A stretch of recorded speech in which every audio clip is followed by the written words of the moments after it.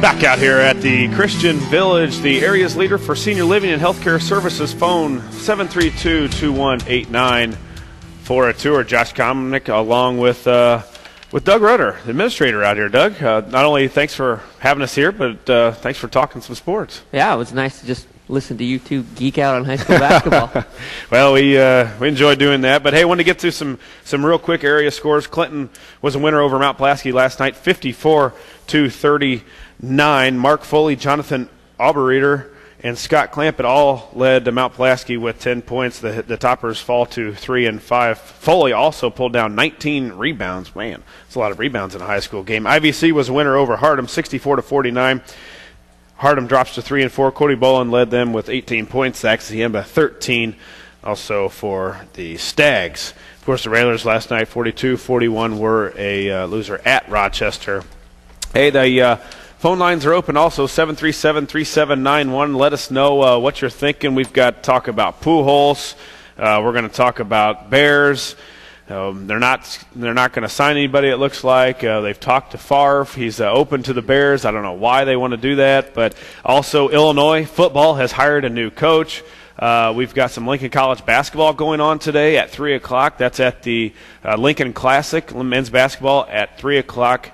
Against Triton, who I understand talked to some assistant coaches out at Lincoln College. Is going to be an excellent basketball game in Lincoln College. I've seen them play twice now, and after two back-to-back national champions, I think they've got a better team this year than they had last year. So more basketball to check out at Lincoln College. But Doug, let's just jump in here. Pujols, it's been a story here for the last couple of days as Jim kind of looks at us with a scowl as I have a huge smile on my face that I don't have to see number 5 Pujols going against my beloved Cubs anymore. But, of course, Pujols signs a big contract, $254 million for 10 years. He goes to the Angels. The Angels are spending some loot now. And was it something that you that you kind of anticipated? Well, it looked like, last year when they couldn't sign the extension, it looked like that the Cardinals weren't going to try to commit their long-term future to Pujols. And once they won the World Series, I think they were looking to move on. And you have to think that you're probably front-loading on your investment with Pujols. He's going to, those last 5 years of that 10-year deal are probably not going to get a lot of return on investment. But the Angels are looking to make a move, and they spent a lot of money on not a lot of players over this off season. It's been a weird winter meeting with that. Not a lot of players moved, but a lot of money got spent. Well, and I think a lot of people have talked. I've talked to a lot of people about it. Cardinal fans, Cub fans, just baseball fans in general. And a lot of people, why 10 years? Why 10 years? Well, the Angels are going to probably play him for 6 at first base, and then the rest 4 if he's there for that long. It seems like hardly are they ever in that lineup or in that team for that many years. But they can DH him. He can DH at 40 years old, and he could hit till he's probably 50 if he wanted to. He's in great shape. I was a little mad about it. Not that I wanted him to see him in a Cardinal uniform, but I like Pujols. He does a lot of charity work in the St. Louis area. I didn't think he would be money hungry.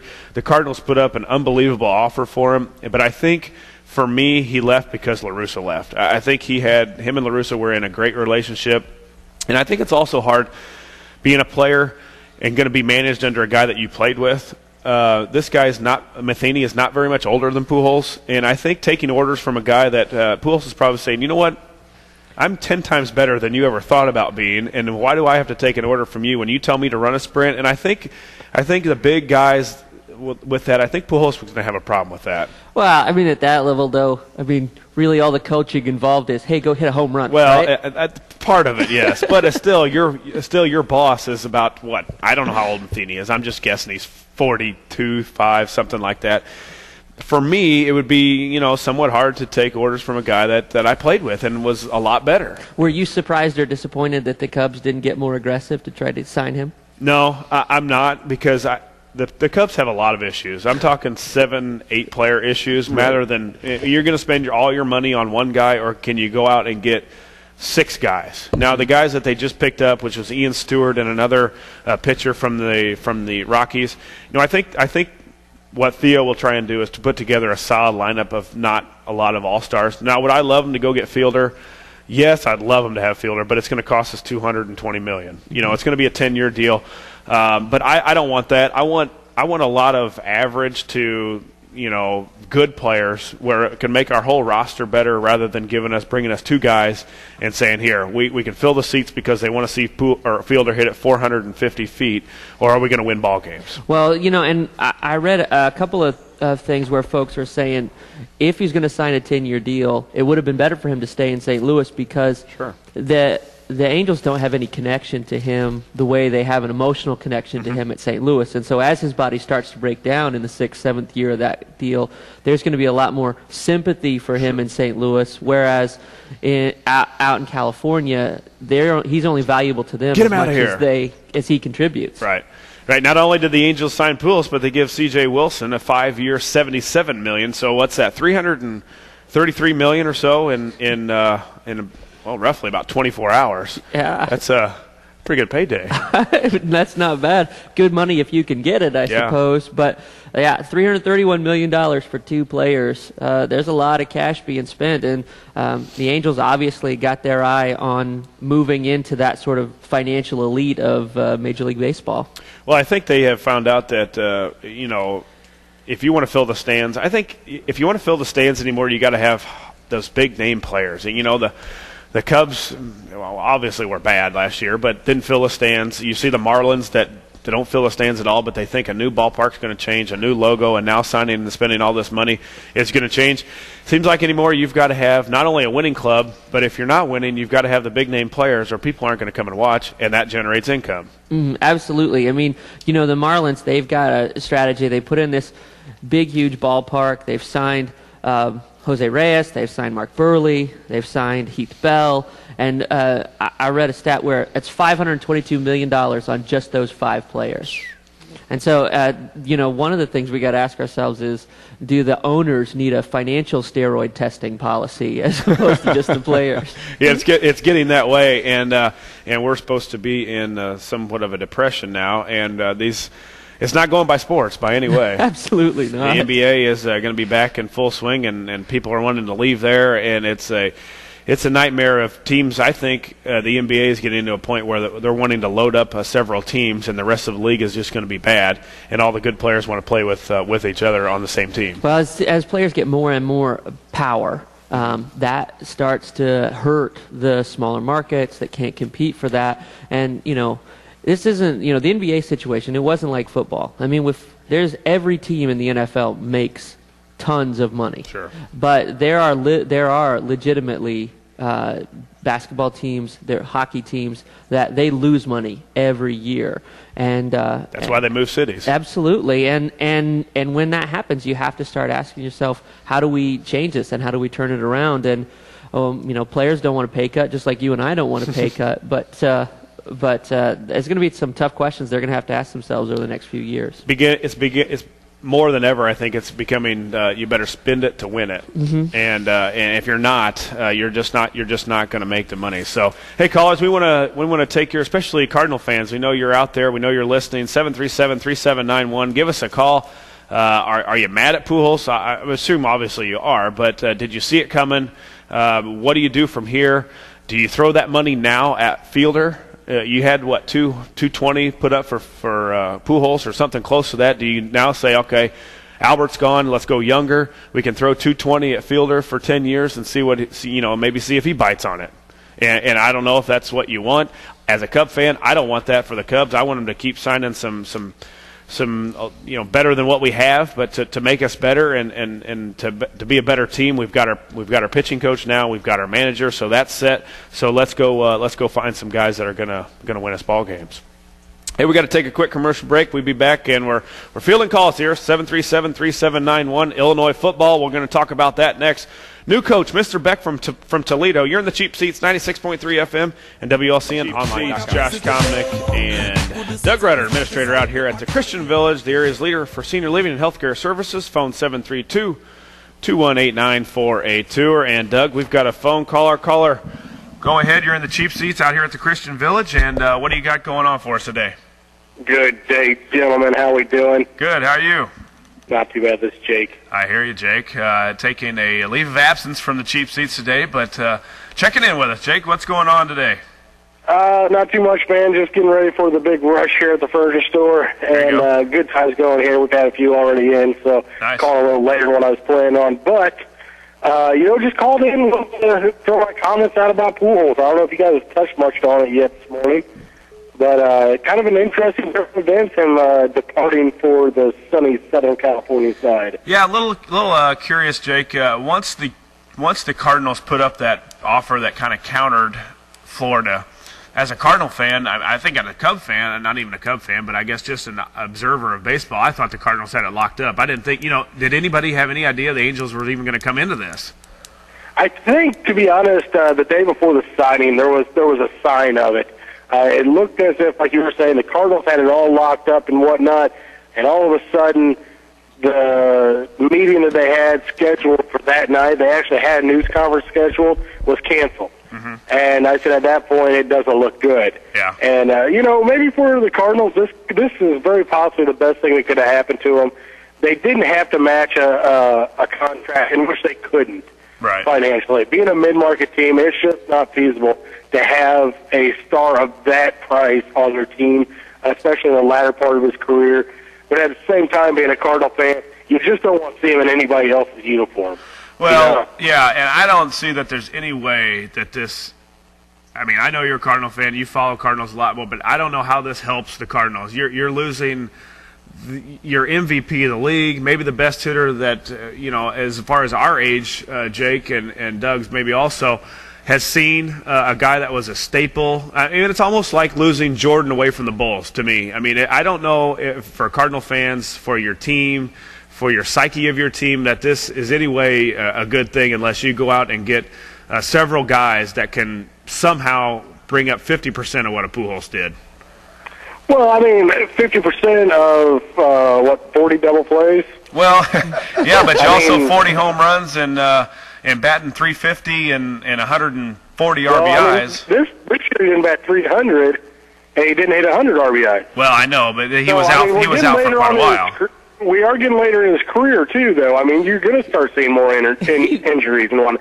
Selfishly, Come on now, now, Jake, he batted .299 and had 99 RBIs. So to say that he was under that is a little bit disingenuous. It's not like he was hitting .225. Yeah, he's not hitting Pena or he's not Derek Lee. But you're talking about a guy that has a career average of well over 300, nearly 320 before this year. Right. Yeah, I get the injury You are talking about a pretty serious decline this year compared to what his normal numbers are. Now, I'm not saying that the guy's washed up. I'm not saying that. No, he's 32 years old.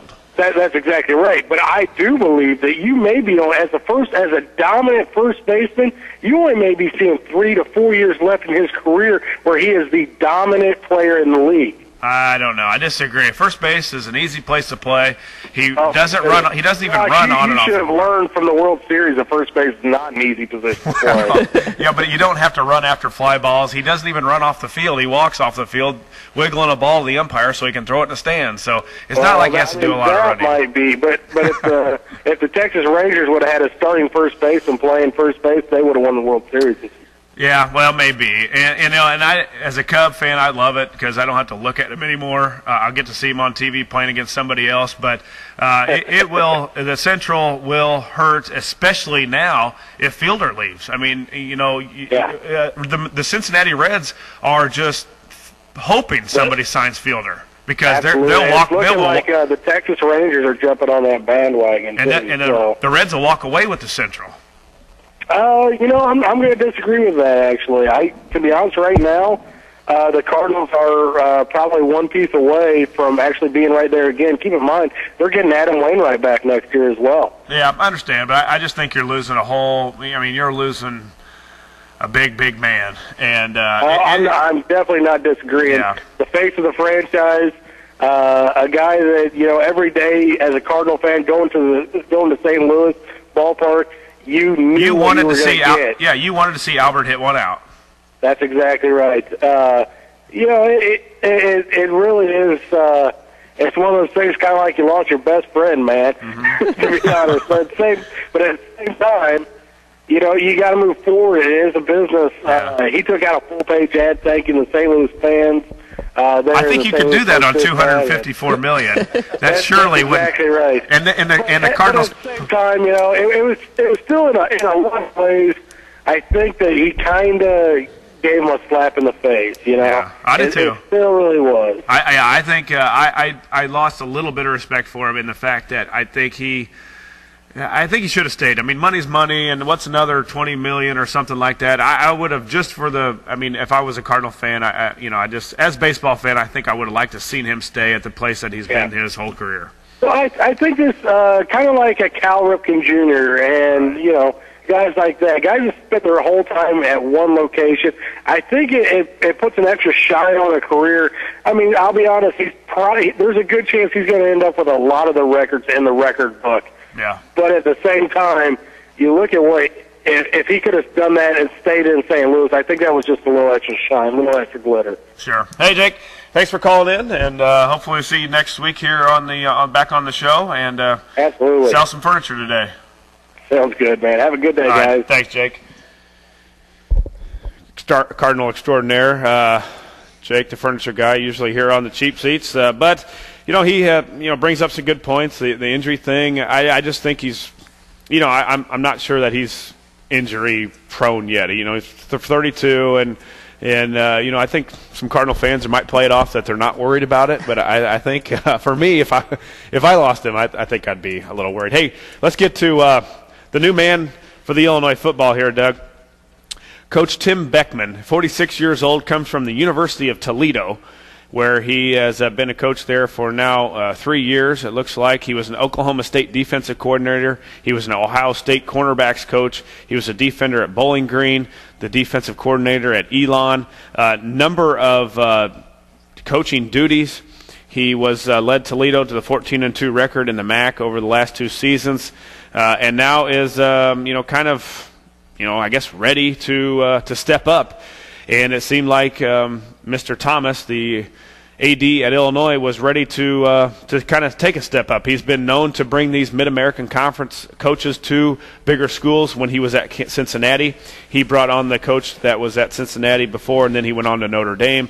There were a lot of big names out there, and I'm a little – I don't know. I guess at Illinois I wanted a big name, but maybe we're okay because – I'd rather have a guy that's been in head coaching experience, whether it be at a MAC school like a Toledo or it be at like a Southern Illinois or something like that, rather than bringing in a guy that's been at a great school like an Oklahoma State or an Oklahoma that was just been a defensive coordinator, offensive coordinator that's not had head coaching experience. I don't know what I'm feeling about this hire yet, but this guy probably knows a little more than I do. Well, I mean, the question you got to ask yourself is less than 2 weeks. For as long as the search lasted, was there a rush to make this announcement? We don't know what was going on. Illinois' got 14 recruits that they've signed, and they want to make sure that they keep them locked down. Right. And that's the one thing about this coach is, he's going to have to start recruiting, day one. Sure. And it's not going to get any easier. We're seeing transitions at some big schools. Penn State's going through some rough times. Ohio State's going through some rough Urban times. Meyer, yep. Michigan's still coming back. And so now's the time to start making a move. And I'd love to see Illinois, return to some of, what we had promised from the first 6 games of this season. That all just kind of turned to ash in our mouths. Yeah, and Beckman signs $9 million over 5 years, a little bit of an increase from the $4 million a year he was getting, $400,000 a year he was getting from Toledo. So, we'll see. He wants to get out on the recruiting trail. And real quick, Doug, we've got a phone caller. Caller, go ahead. You're in the cheap seats out here at the Christian Village. Hey, Komnick, what's going on? Hey, Ferris, how's it going, buddy? Hey, not too bad. 2 things. First of all, Illinois football can't get any worse. And you know what? Zook can recruit. Yeah. But he can't win with the recruits, so what's it matter? Right. So, that's what I'm. Secondly, go ahead. Sorry, God. No, that's secondly, winning the World Series this year makes that Pujols debacle a whole lot easier to swallow. I guarantee you that. No, I don't blame you there. But was it winning the World Series makes it harder to see him leave? Yeah. Because you won it, because you've had success in the last several years. You won it 2 times. He's had success there. To me, I think it was a lot to do with La Russa leaving. Well, I told you before, absolutely. But I told you before, nobody's bigger than the Cardinals. Yeah, I know. I mean, and here's one thing a lot of people don't realize is the Anaheim Angels are ran as a hobby. Mm-hmm. St. Louis Cardinals are ran as a profit to make money. That Autry guy that owns the Angels, he doesn't care if they break even or if he loses a couple million a year. It's a hobby to him. Yeah. It's like collecting, model airplanes to us. You know what I mean? I'm serious. People don't realize that. They're like, how can they give it to us? I'm like, because they don't care. Yeah. The Cardinals are in it to make. The Cardinals have to turn a profit. They don't. Right. And that's the difference. It's just like the Yankees. They can pay, and you go where the money's at. The Cardinals couldn't afford to pay him that, so the guy bettered himself. Thanks for the rings, and hopefully we don't. Hopefully we see you in the World Series. That'll be fun. Yeah, and you beat him. Right, and we beat him, and we'll walk you every time. Real quick before we gotta let you go, Steve. Do you now offer that money to Fielder? You know what? 3 years. I say you give him $75 million for $75 million for 3 years, just to rub it in a little bit. Yeah. But you don't give him a long-term contract. You don't know how his body's going to hold up. Heck, he's built like I am, Komnick. I mean, come on. I think I'm in as good a shape as he is. So. Well, we could have that. We could have a sprint off on that, Ferris, if we can get you up to Milwaukee. Hey, Steve, we got to let you go. We're about out of time here, but thanks for calling in, buddy. See you, buddy. So Steve's not worried about it because the championship went to the Cardinals this past year. So, hey, Doug, we're about out of time, but again, we want to thank you for having us here. One quick note: the University of Illinois volleyball team is in the Elite Eight for the first time since 1992 with a victory over Ohio State. They're third ranked, and they will take on Florida in the regional. Some things going on locally. Again, Lincoln College. A game at Lincoln College today at 3 p.m. It's supposed to be a good one. Triton College from up in the suburbs of Chicago is coming to town today. So head out there. Lynx wrestling is at Triton. Boys swimming and diving, Lincoln at Jacksonville today at 11 a.m. That's at Illinois College. And girls basketball, Illini Central at South Fulton, 7:30 p.m. Again, tomorrow, men's basketball. Illinois, as Coppin State visits Champaign, if they don't play any better than they did the other night, they will get beat just because they're not playing anybody so good. So, Doug, again, thanks for coming in, and as always, a big shout-out to the Christian Village, who is always a great host to us coming out here. Well, yeah, it's great to be here. It's a big day for us. Not only do we get to host the radio show today, but later today we're having our residents' Christmas party. Nice. And so this is it's a fun time. I'll have a lot of families in here. A lot of our staff will be donating their time. They're coming in on a Saturday to do. We've got some entertainment that's going to be going on for our residents and their family. And the best part about it is that the staff, we get to deliver presents, the Christmas presents to each of the residents. They get a present. They get a couple of presents today, and they'll get a present on Christmas Day as well. But all of those presents are donated by volunteers and churches that believe and support in our ministry. And today's one of those days when we really get to see that what we do here we're not just a nursing home, but this is a community. Our residents, their families, our staff, our volunteers, our supporting churches, all of us come together to do this ministry, and it wouldn't work without all of us pulling together, and today's one of those days when it really is obvious. Yeah, Ben, you've been a big supporter here at 96.3, and we thank you, and go have fun today, and as you're wearing the Cutler jersey, I'm sure you won't be on the sideline, but do the Bears stop the Tebow train Sunday? Well, I was reading this article. Charles Barkley made a personal plea on AM 1000 to just shut up the people talking about Tim Tebow. Here's what I think. The wishbone, the option's all about creating 2-on-1 matchups, and that only works against defenses that don't have the speed that the Bears have. Right. The Bears have seen this type of player before. In Week 4, we saw Cam Newton, and we won that game. I think that we're able to slow Tebow down enough to contain him with the speed of our defense that he's not going to run over us again. At some point, someone's got to beat the kid, and I'd love to see it be us. Yeah, sure. Bears need a victory very badly, and not better to do it against Tebow. But again, Doug, thanks for coming in and talking sports with us and having us here at the Christian Village. Absolutely. Thanks, man. That's going to do it here from the Christian Village. Here in the cheap seats, Josh Komnick, 96.3 FM, WLCN, online.com.